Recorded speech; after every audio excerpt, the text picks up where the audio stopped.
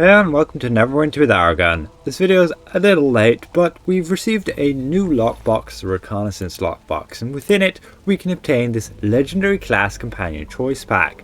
So I'd like to go over each of those companions within the pack and see if they're actually worth using as summoned companions. So we have each of these companions on Mythic here, and we'll go through them in alphabetical order. So firstly, I'd like to give a massive thank you to all of my channel members for helping me keep my channel going. Now we'll go to the dedicated Squire first. Now it has the ability to heal all allies adjacent to the target that it smites. We can see this very easily when we go to attack this boss guy here. First jumping into the meat grinder to take a chunk of damage. Then by the boss guy you can see whenever the dedicated Squire smites the target, you can see we'll heal for that 21,000 per tick. And he goes smites again, we heal for another burst there, and he can easily keep me alive against this boss. By no means is he like the best healer there is, but he's a companion and he can heal for a decent amount compared to on the paladin we have our divine shelter here. If I cast that, I can only heal for like 69,000 on a crit, so 21,000 from a companion consistently can be quite a lot.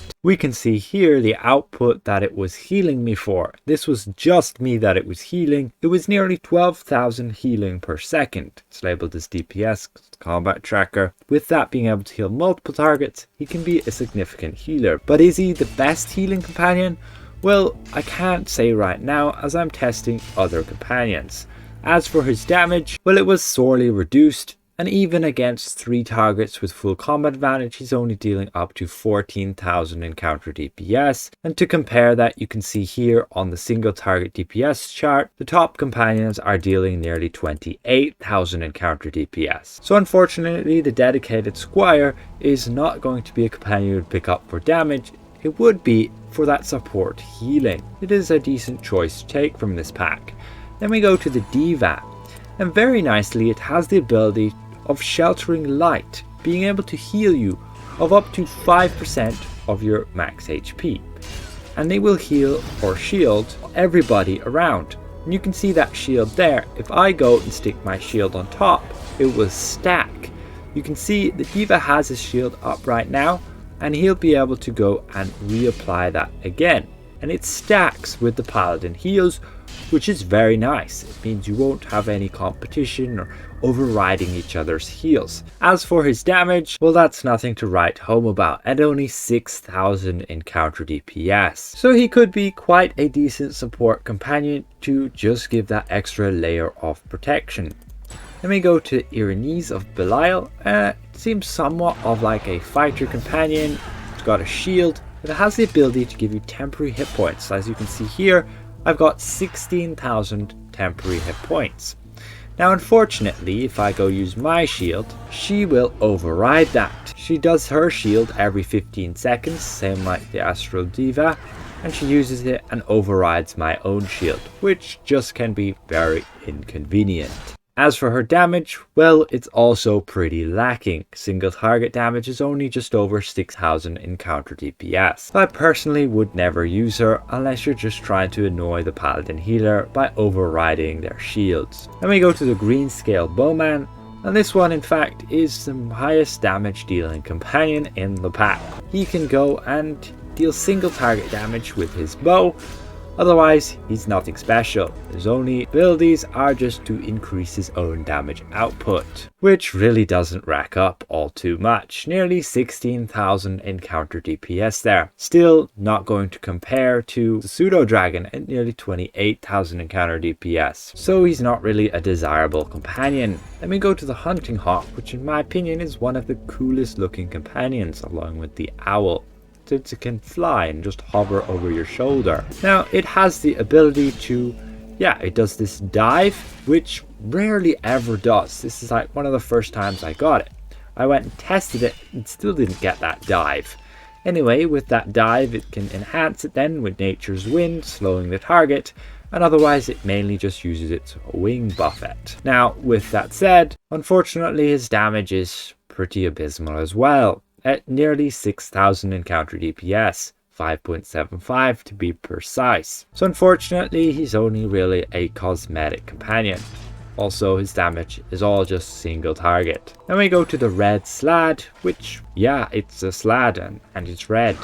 Well, it has the ability to charge at its target, which looks pretty cool, but unfortunately it's not AoE. It's not going to do any damage to the other guys who are around him.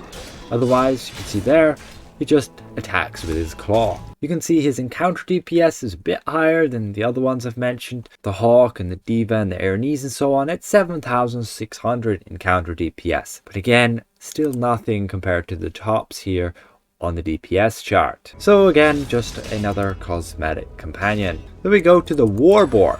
This one's actually pretty cool. Let's just summon a whole bunch of these enemies, like 4 of them here. We'll jump into a fight. You can see he'll just go and charge all around, knocking them about the place. He just knocks them down. He just has that rampage, which he'll go and charge up nearby enemies.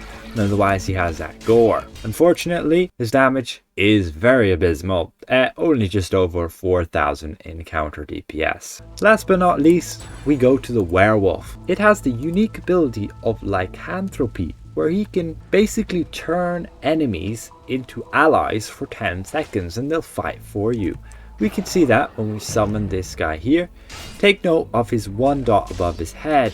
He crouches down, does that, and bites it. And you can see now it turns into a werewolf. And if we summon this guy, he'll start attacking it. Very neat. He basically does the exact same abilities as the summoned werewolf, and he's basically duplicating himself. The downside is he'll only ever do it to those 1 dot enemies. As for when we look in the Vault of Stars or the Tomb of the 9 Gods, you can see he never turned one of those enemies, even though they have just 1 dot, and I don't know why that's the case. Perhaps it's bugged in those dungeons to not even work. With even having that lycanthropy ability and duplicating his encounter DPS, yeah, it's still only just over 8,000 himself. Sure, you could double this again if you can convert another guy, but it's only for 10 seconds, and he only bites somebody if they're very weak and humanoid. Again, and nothing in this companion to write home about. He's not going to do much damage. So again, just another cosmetic funny companion with its lycanthropy. So that is going to conclude those companion tests. Unfortunately, nothing in this pack really stands out except for the dedicated Squire and the Diva with its shields. Sure, all of these companions do have their different equip powers, and that's mainly why I would choose any of these companions unless you're a healer and would like the dedicated Squire to support you.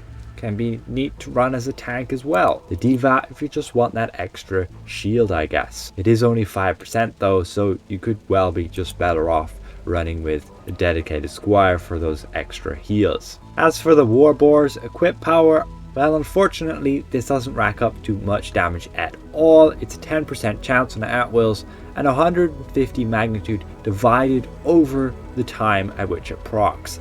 You're better off with just power, which is going to increase those offensive stats. Dedicated Squire you could run as a tank, but you just want either defense or offense stats, not a mix of both. Then with the red stat, it's a very neat one. You could chuck in your defensive slot for the extra offensive stats as a DPS. The Diva just for a tank there. The Werewolf again just for a tank. The Hunting Hawk you could run it on a DPS, but you're generally better off with just a bonuses that's going to increase all of your damage rather than just your at-wills. Aranese, again, it's got a mix of offense and defensive. I just wouldn't use it. And the Green Scale Bowman, again, it's only got that chance to restore stamina. You're better off with just a defensive ability there, just giving you defensive stats for survivability. So that's going to conclude this. Hopefully this has been somewhat insightful to you guys. My testings, I did go and test them all out on dummies, not actually here since these enemies just die too quickly. And again, I'd like to give a massive thank you to all of my channel members for helping me keep my channel going. If I presented this well, consider leaving the video a like, and if you're new around here, consider subscribing. We'll see you guys around. Goodbye for now.